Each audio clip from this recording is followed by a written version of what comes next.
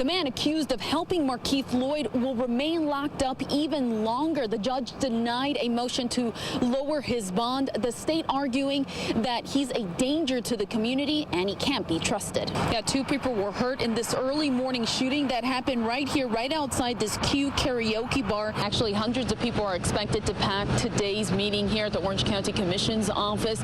Now, the group is just urging commissioners to not only protect but support immigrant rights. Some people are not receiving anything from the nearly $30 million that was raised to help the victims and the survivors, all because they weren't inside the Pulse nightclub. Video of that shooting so we can see exactly what happened. Meanwhile, the police chief here at the Oviedo Police Department says that justice will run its course and they'll continue doing their job. Fire crews are still dealing with hot spots right here. You can see there's a flare up right behind me. Yeah, now that families are able to return home, some of them are seeing their house damaged like the one you see behind me, while others don't even have a home to go to. Fox 35's Jackie Orozco is live in Polk County. She's got the latest from there. Good morning, Jackie. We can barely see you.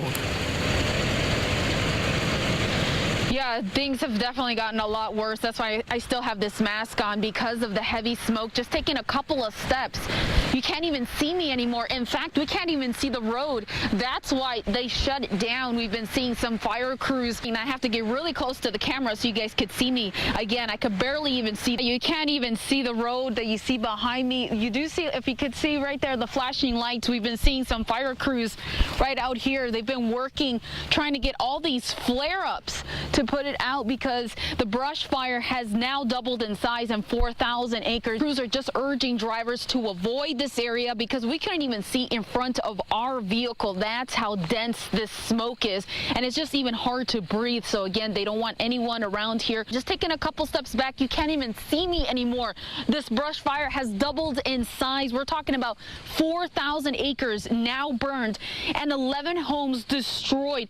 It's still unclear how this fire started, but smoke's actually causing more problems now, not only for the residents who live here in the area, but just drivers trying to get through. 2 out of those 3 people remain in the hospital. In fact, one of those people had to be airlifted from the Volusia Speedway that you see behind me. But let's take a look at some videos so you can see that aftermath. And I asked them, why can't they just pack up their things and go? And they said that many of them live on a fixed income and they can't afford. We're still waiting for the official report from the Florida Highway Patrol, but the scene has been cleared about 40 minutes ago, but it was just right here.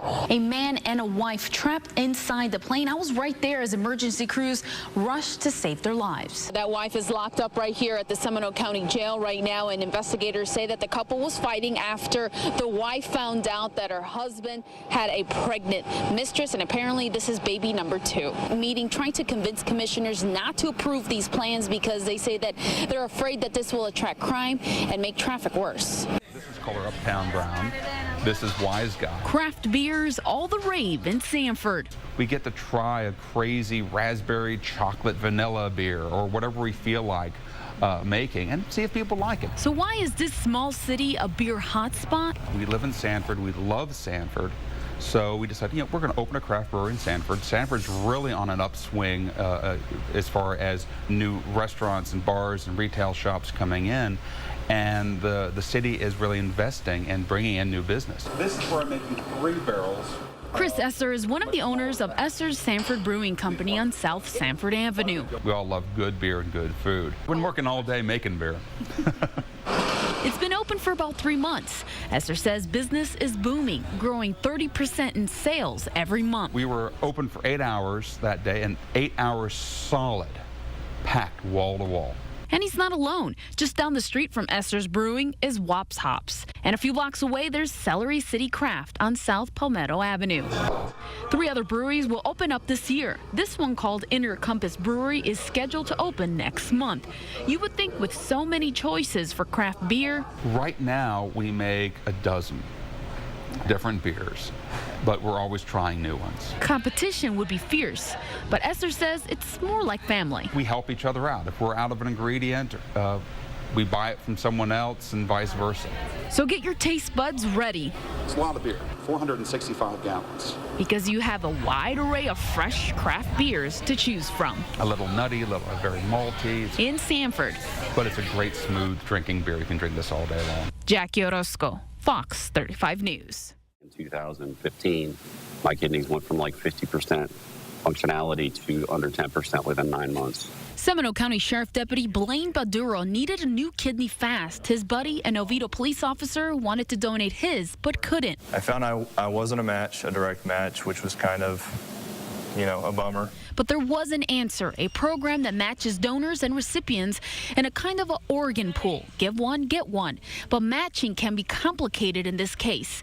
8 people ended up in surgery. The people who go on the chain is because their donors are incompatible, and usually the recipients of this chain have preformed antibodies, so it's hard for them to find a match in general. Lauren Gao joined the chain because she wanted to donate her kidney to her mom. We are the same blood type, but like the doctor said, because of antibodies, I wasn't able to. But she was a perfect match for the Seminole County deputy. We were in shock because we do have such rare blood types. So it was a blessing. The donors are the real heroes, not the doctors. I think we're all blessed for Bobby and Lauren and for all the other donors. It's paired exchange. In January, Blaine got her kidney, and her mom got a kidney from someone in the Midwest, a chain of life. We don't like to call ourselves heroes, but essentially that's kind of what we are to everybody and everybody involved in this process. Blaine has had a longer recovery, but he's doing well and says he'll be back on the job next month. It's been a long process, but this is great. I feel so much better now. Jackie Orozco, Fox 35 News. As you can see, Adriana Cruz is a healthy 9-month-old baby girl. Her birth, nothing short of a miracle. Yeah, I always thought there was a problem. When Ramiro Cruz Acosta was 18 years old, he was diagnosed with a rare condition called varicocele, a condition he never imagined could one day prevent him from conceiving a child. Varicoceles are actually common because I see it all the time, but overall, I would say in the general population, they're not that common. To put it plainly, doctors told Acosta he had large veins around his testicle, causing abnormal sperm production. After a failed surgery in his teens to fix the issue, he never gave it much thought.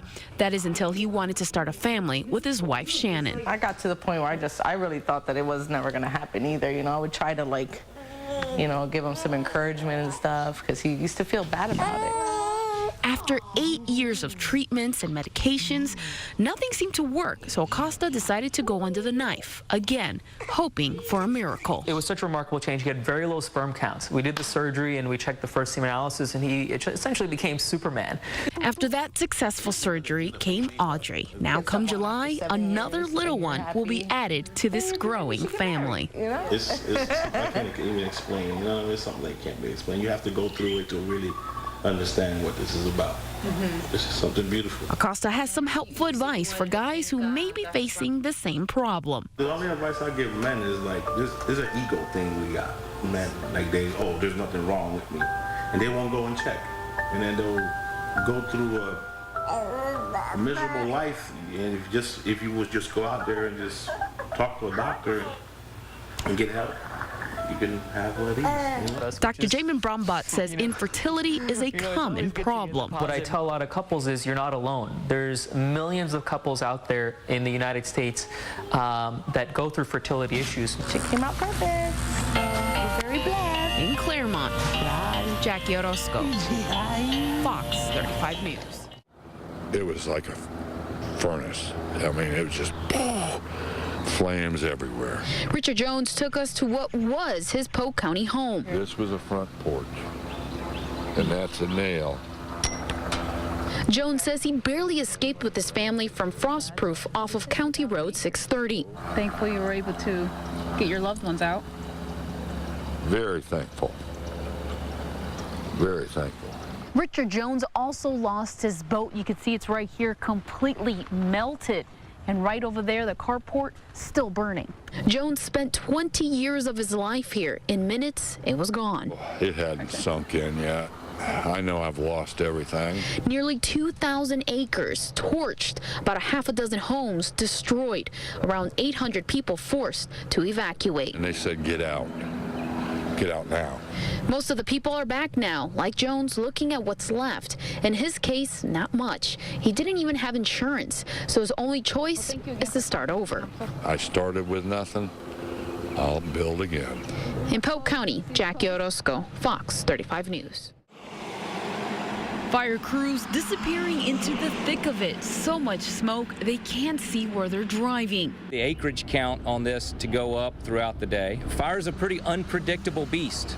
They thought they survived the worst, then boom, the fire doubles in size.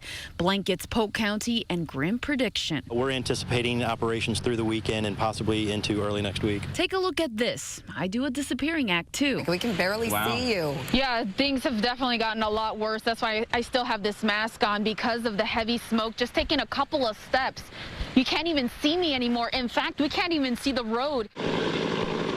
The state's top brass stunned at what he saw from above and scared of what's next. As the humidity continues to drop again today and the winds pick back up, we expect that we'll see fires pick back up again. That's scary.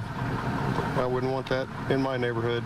Fire crews urging folks to get out of here, but if you decide to stay, listen up. We recommend that you have your windows closed. The smoke is going to be in the area for several days. Dangerous days ahead for those living in the fire zone. In Polk County, Jackie Orozco, Fox 35 News. A massive fire visible from I-4 and even from downtown Orlando several miles away. We see the flame that went over there. It happened here at the TimberScan apartment complex. Within a matter of minutes, 8 apartments destroyed. The building was vacant and condemned like many others here at TimberScan. Residents say it had to be arson. It's on fire by itself, so somebody has to set it on fire. This at least the 4th fire here in the past year, and residents are fed up. I am angry. I'm angry because they cannot find who's doing this. They're gonna mess right around. They're gonna kill some children or something out here. So why are there so many dilapidated buildings here? Many homeowners who couldn't afford or get anyone to buy their condos simply took off, leaving them vacant and often falling apart. But some like Birch can't just pack up and go. Your fixed income won't let you live in a lot of places, you know. I'm used to making $3,000 or $4,000 a week. Now I got to wait on a $1,000 check once a month. I don't like that at all. Code enforcement officials say they've been demolishing vacant units here since 2013, but they say about 75 people still live here, and many of them live in fear. Of course it make me nervous, because I got family live here, friends live here. In Orlando, Jackie Orozco, Fox 35 News. A man and a wife trapped inside the plane. I was right there as emergency crews rushed to save their lives. Check out this dramatic rescue. I saw firefighters pull 64-year-old Wendy Cannabal of Illinois from a mangled plane in the woods. I saw her eyes open and she looked alert as she was hauled away on a stretcher. Her husband, the pilot, 65-year-old Alan Cannabal, also rescued, both doing well in the hospital. A big relief for the family who ran to help them. It's reassuring to know that they're alive right now. All I heard was sounded like a tree coming down, but it was a little louder than normal. And so I walked outside. I smelled the gas, and so then I went back through the woods to investigate. I saw the plane crash. Investigators say the plane narrowly misses Fulbright's home after taking off from Spruce Creek Fly-In Airport, crashing into this wooded area.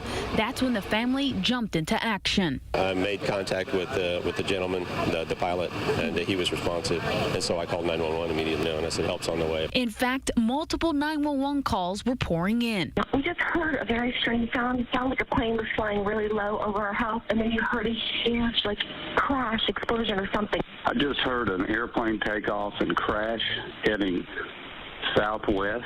It took off in that direction in the fog, flying very low. Neil Fulbright says he couldn't get the passengers out himself, so he told 911 he was waiting for help to arrive. So now I'm going to go out to the road so I can direct the responders. So tell them to come to my house, and I'll get them out into the swamp. I move first, and then that's when you ask if anybody was alive. Down, and the wings are gone. The fuselage, the doors are ripped off of it. The fuselage is upside down. It appears to be somewhat intact. The pilot was taken out first, but it took more than an hour to rescue his wife. After the adrenaline rush, Cody Fulbright says he still can't believe what happened right next to his house. It's a scary thought to know that it was that close. It really was. Investigators now trying to figure out what went wrong. In Port Orange, Jackie Orozco, Fox 35 News.